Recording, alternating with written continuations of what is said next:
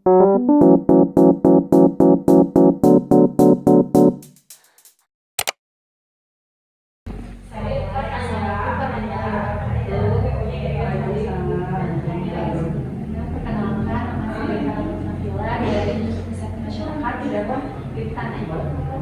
dari jurusan kesehatan masyarakat Universitas Ilmu. Mungkin sebelumnya terima kasih Ibu telah melakukan waktunya untuk wawancara kali ini. Boleh saya tahu Ibu nama Ibu dan pertama mungkin menjabat sebagai Kepala Puskesmas Samanjaya. Nama saya Mian Sofia.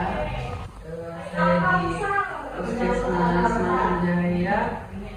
Bulan ini masih 2 tahun. Mungkin pertanyaan pertama, program atau kegiatan kesehatan seperti apa yang sedang dijalankan oleh Puskesmas Samanjaya? Ya, sesuai dengan instruksi atau komitmen dari pusat juga bahwa di Puskesmas Samanjaya sekarang sedang mensukseskan program integrasi layanan primer.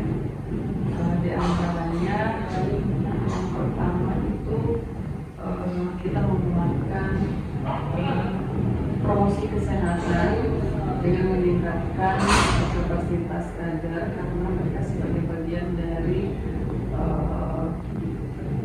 sasaran kita atau subjek kita untuk mempertanyakan masalah kesehatan.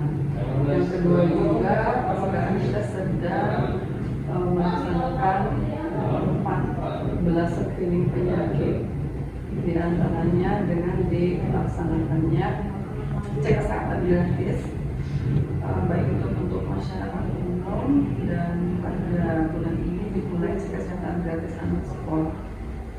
Kemudian juga meningkatkan cakupan imunisasi sebagai bagian dari integrasi layanan primer itu.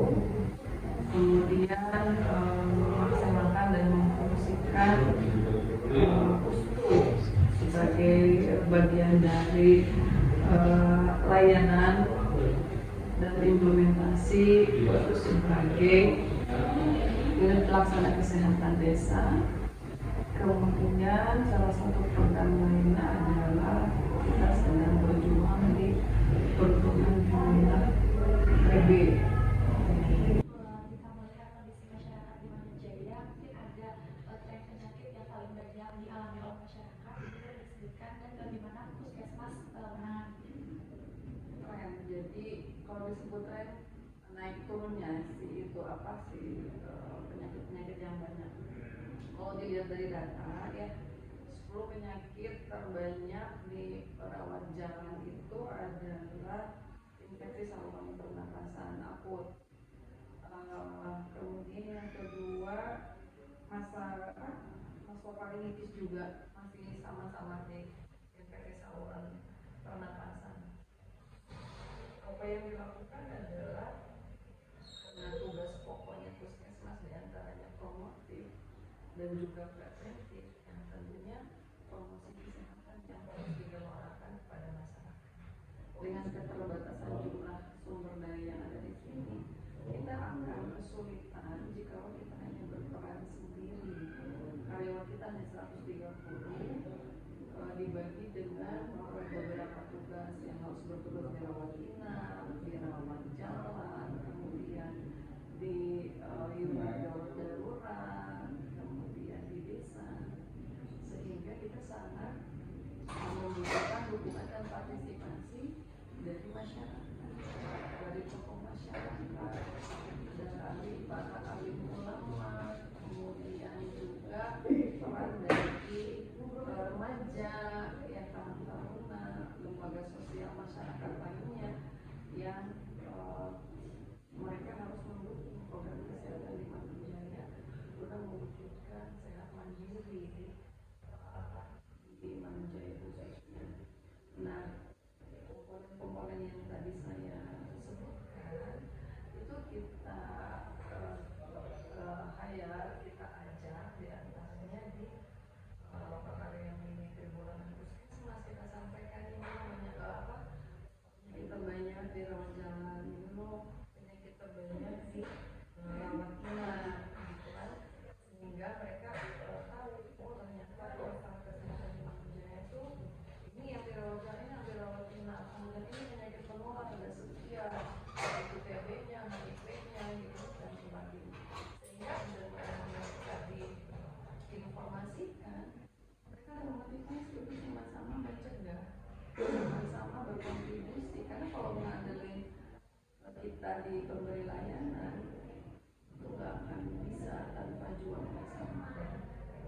kita di layanan kesehatan terhadap tingginya derajat kesehatan masyarakat hanya 20%. Ya. Itu yang dirawat inap. Kalau yang dirawat jalan, kalau yang dirawat inap itu yang paling banyak adalah gangguan saluran pencernaan, yang keduanya adalah hipertensi, yang ketiganya distresi. Yang menjadi hambatan mungkin sebetulnya bahwa masalah kesehatan baik individu atau masyarakat yang paling berpengaruh adalah perilaku dan lingkungan, sehingga peran tanggung jawab masyarakat terhadap dirinya itu yang perlu terus digelorakan, sehingga yang menjadi hambatan itu diantaranya. Kemudian kepedulian terhadap lingkungan, kepedulian terhadap lingkungan juga menjadi salah satu hambatan terkait dengan timbulnya masalah-masalah tadi. Karena tadi hambatan dan kalau bisa dijelaskan, mungkin untuk yang terakhir di podcast yang itu pesan untuk mahasiswa masyarakat itu agar bisa ikut berperan dalam mendukung kegiatan kesehatan. Karena saya juga alumni Unsil FKM angkatan pertama, angkatan pertama di sekitar satu alumni ya, bahwa untuk anak-anak FKM